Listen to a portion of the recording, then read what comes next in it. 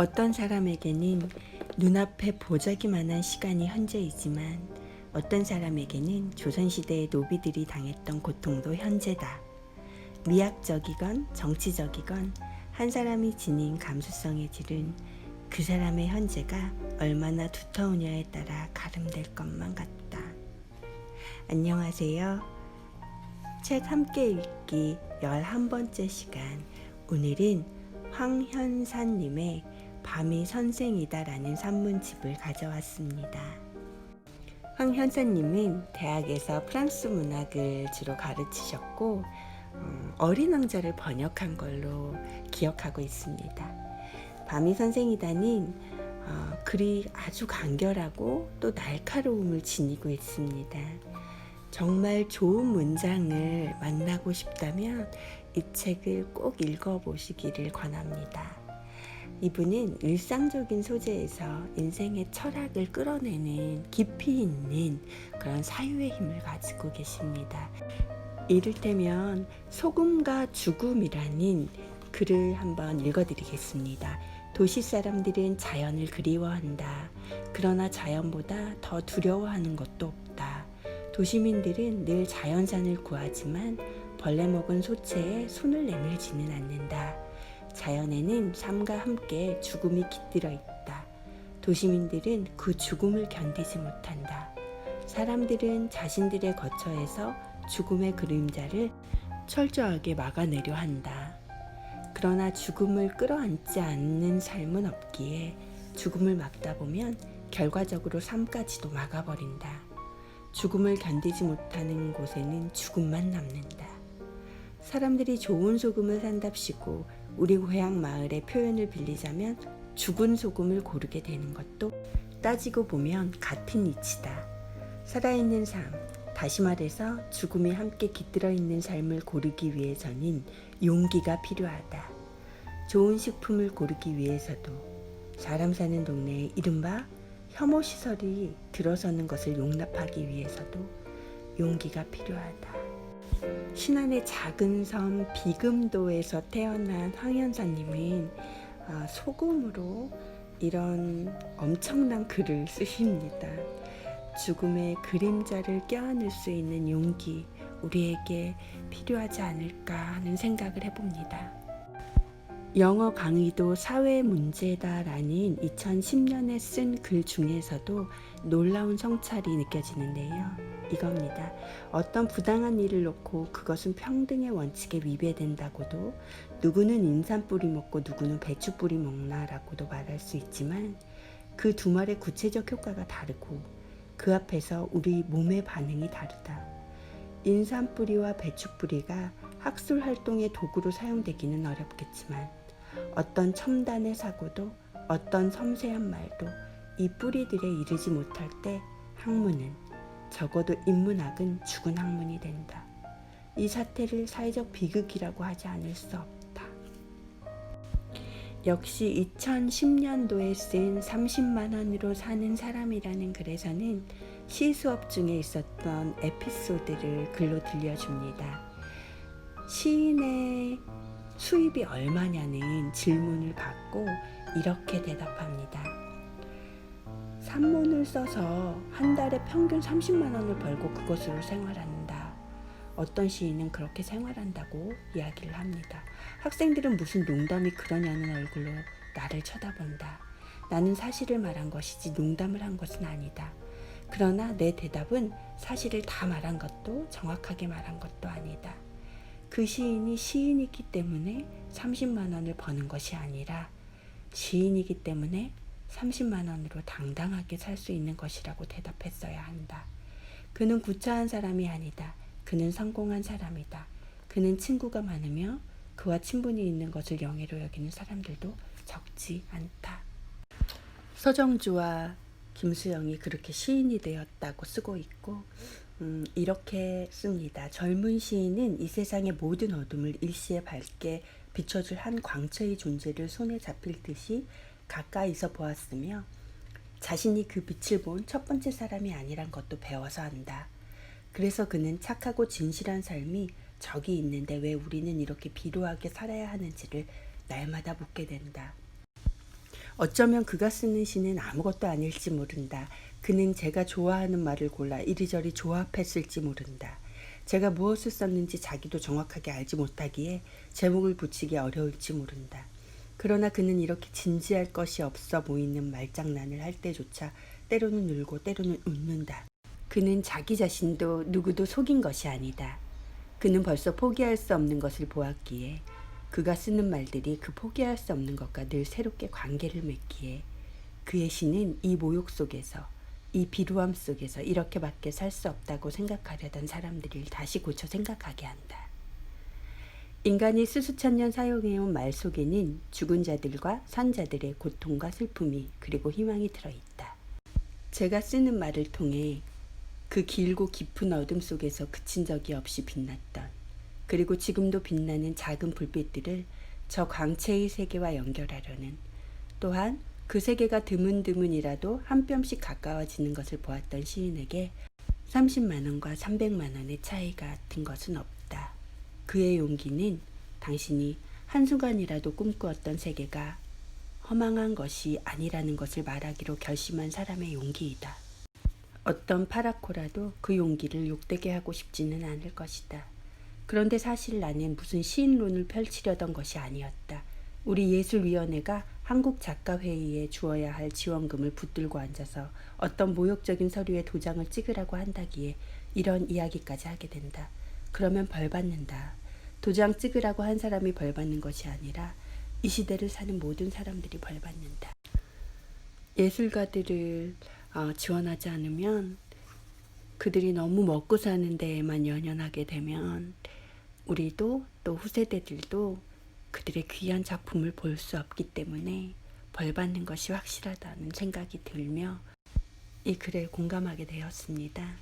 폭력에 대한 관심이라는 2012년도 글에는 학교 폭력에 대해 얘기를 하는데, 이 관심을 지속시키기 위해서는 학교 폭력에 대한 관심을 폭력 일반에 대한 관심으로 넓혀야 할 것 같다.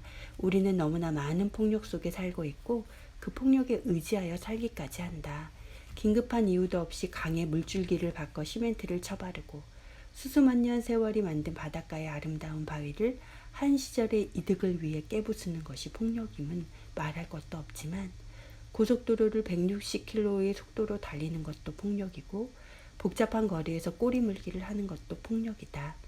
저 높은 크레인 위에 한 인간을 1년이나 다 되도록 세워둔 것이나 그 일에 항의하는 사람을 감옥에 가둔 것은 말할 것도 없고, 모든 아이들을 성적순으로 줄 세우는 것을 못마땅하게 여기면서도 너는 앞자리에 서야 한다고 말하는 것도 폭력이다.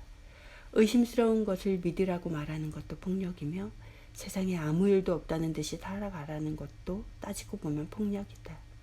어떤 값을 치르더라도 폭력이 폭력인 것을 깨닫고 깨닫게 하는 것이 학교 폭력에 대한 지속적인 처방이다 라고 쓰고 있습니다.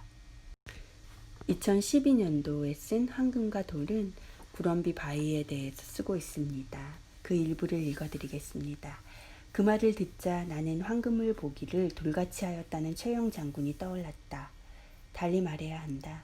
황금을 보기를 돌같이 할 것이 아니라 오히려 돌을 보기를 황금같이 하라고 말해야 진정한 교훈이 될 것 같다는 생각을 하고는 무슨 큰 깨달음이나 얻은 것처럼 어깨가 으쓱해졌다. 그런데 사실을 말한다면 지금도 나는 그 생각을 깨달음으로 여긴다. 제값을 받을 수 있을 때까지 나무와 풀과 돌을 그 자리에 놔두어야 한다는 뜻이 아니다. 그것들은 언제나 제값을 한다. 그것들이 없으면 이 나라 땅이 없고 이 나라 땅이 없으면 이 나라의 삶이 없다. 이런 비유가 어떨지 모르겠으나 그것들은 황금알을 낳는 닭과 같다. 황금은 한때의 황금이고 자연은 수수만년 세월의 황금이다. 그래서 나는 구럼비 바위를 폭파하려는 사람들에게 말한다. 그 바위를 깨뜨리지 말라. 내 고향의 순박한 농부와 어부들이 내내 후회하고 있는 일을 지금 당신들은 어마어마한 명분을 내걸고 저지르려 하고 있다. 천년세월을 팔아 한 시절을 살려 하고 있다. 다시 한번 생각하라. 생각하는 척이라도 하라. 나라를 사막으로 만들고 무엇을 지키려는가. 무엇이 소중한지 아는 우리들이었으면 하는 바람을 갖게 합니다. 윤리는 기억이다라는 글의 일부입니다. 영화는 80년대의 정치와 사회에 대한 이런 은유를 제시하는 것으로 그치지 않는다. 영화는 그 시대의 폭압적인 군사 권력이 실제의 수준에서도 이 끔찍한 연쇄살인 사건과 어떻게 공모하고 있었는지를 밝힌다. 오직 백성들을 겁주기 위한 등하관제 훈련은 범인이 안전하게 살인을 저지르도록 돕고 수사 기록을 더듬는 수사관의 노력을 방해한다. 범죄를 감시하고 범인을 체포해야 할 경찰력은 시위를 진압하기 위해 엉뚱한 곳에 배치된다. 게다가 문모 경관의 추행 사건까지 끼어들어 결정적인 순간에 수사의 혼선을 빚게 만든다. 연쇄살인 사건은 정치 권력이 생산해내는 일상의 공포가 우리의 삶을 위협하고 파괴하던 정황을 직접적이고 강렬하게 드러내어 보여준 것이라고 말해도 결코 지나치지 않다. 시는 기억술이라는 말이 있다. 비단 시만이 아니라 모든 예술은 왕성했던 생명과 순결했던 마음을, 좌절과 패배와 분노의 감정을, 마음이 고양된 순간에 품었던 희망을 내내 기억하고 현재의 순간에 용솟 숨쳐 오르게 하는 아름다운 방법이다. 기억이 없으면 윤리도 없다고 예술은 말한다. 예술의 윤리는 규범을 만들고 권장하는 데에 있는 것이 아니라 순결한 날의 희망과 좌절, 그리고 새롭게 얻어낸 희망을 세세연년 잊어버리지 않게 하는 데에 있기 때문이다. 기억만이 현재의 폭을 두껍게 만들어준다. 어떤 사람에게 현재는 눈앞에 보자기만 한 시간이겠지만 또 다른 사람에게는 연쇄살인의 그 참혹함이, 유신시대의 압제가, 한국 동란의 비극이, 식민지 시대의 몸부림이, 제 양심과 희망 때문에 고통당했던 모든 사람의 이력이 모두 현재에 속한다. 미학적이건 사회적이건 일체의 감수성과 통찰력은 한 인간이 지닌 현재의 폭이 얼마나 넓은가에 의해 가름된다. 그래서 영화의 끝에서 전직 형사 박두만이 우리를 똑바로 쳐다볼 때 그 시선은 이런 질문을 쏘아보낸다. 당신이 잊고 있는 것은 무엇이며 기억해야 할 것은 무엇인가? 영화 살인의 추억에서 우리가 진정으로 기억해야 할 것에 대해서 이야기를 하고 있습니다. 2002년도 글 당신의 사소한 사정은 밥하기보다 쉬운 글쓰기라는 그 글쓰기에 대한 주제로 글을 쓰고 있는데, 여기서는 이렇게 말합니다. 그래서 사소한 것들은 바로 그 때문에 독창적인 힘을 가질 수 있다. 그리고 이 글에서는 유연성에 대해서 말을 하고 있는데, 문제는 결국 유연성인데 그것은 자신감의 표현과 다른 것이 아니다. 무협 영화 한 편만을 보더라도 최고의 고수는 가장 유연한 자이다 라고 쓰고 있습니다. 최고의 고수는 가장 유연한 자, 유연한 자가 되도록 노력해야겠다는 생각을 합니다. 2003년도 그림 사투리의 정서는 이렇게 얘기합니다. 부정과 협잡을 저지를 때도 사용되는 것은 가장 진한 고향 사투리였다. 사투리에 묻어있는 끈끈한 정은 부정을 의리로 여기게 하고 협잡을 지혜로 둔갑시킨다. 사는 일이 늘 그런 것이라고 믿게 하는 사투리의 너스레는 모든 죄책감을 완화하고 털어낸다. 학연, 지연, 혈연, 흡연 이런 것들이 한국을 망친다고 얘기하는데, 서로의 힘을 긍정하는 믿음은 있어야 되겠지만 그것들이 내가 아는 가족이나 내가 아는 친구에만 국한될 때는 범죄일 수 있다는 걸 얘기하고 있습니다. 유행과 사물의 감수성이라는 2002년도 글에서는 이렇게 얘기합니다.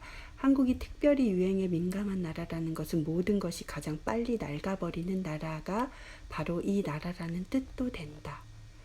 그리고 사람의 마음속에 세상과 교섭해온 흔적이 남지 않고 삶이 진정한 기억으로 그 일관성을 얻지 못하면 이 삶을 왜 사는지조차 알 수 없게 된다 라면서 권태에 대한 얘기를 하는데요.